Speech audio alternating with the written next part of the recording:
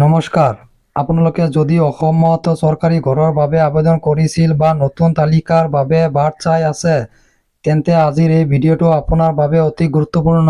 অসম চৰকাৰে অলপতে PMAY আৰু আপোনাৰ আপোন ঘৰ আঁচনিৰ সন্দৰ্ভত এক নতুন ঘোষণা কৰিছে।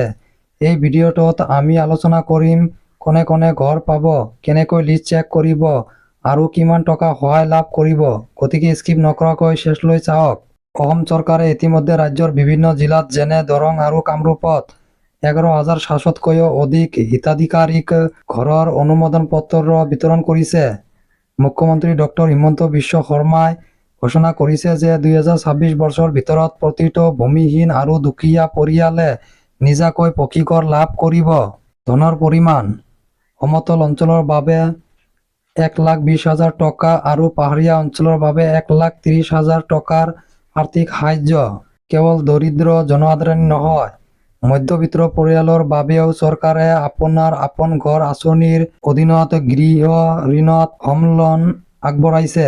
5 লাখ টকাৰ পৰা 40 লাখ টকালৈকে ঋণ ল'লে আপুনি সৰ্বাধিক 2.5 লাখ টকা পৰ্যন্ত চৰকাৰী সাহায্য লাভ কৰিব পাৰিব।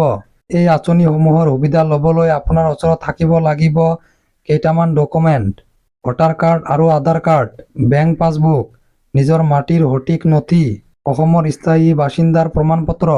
গতিকে বন্ধুসকল, যদি আপোনাৰ নাম এতিয়ালৈকে অহা নাই তেন্তে আপোনাৰ স্থানীয় পঞ্চায়ত কাৰ্যালয়ত যোগাযোগ কৰক বা অনলাইন চেক কৰক। যদি আজিৰ এই খবৰটো ভাল লাগিল তেন্তে ভিডিঅ'টো লাইক কৰক আৰু এনেকুৱা চৰকাৰী খবৰবোৰ পাবলৈ আমাৰ চেনেলটো ছাবস্ক্ৰাইব কৰি লওক। ধন্যবাদ।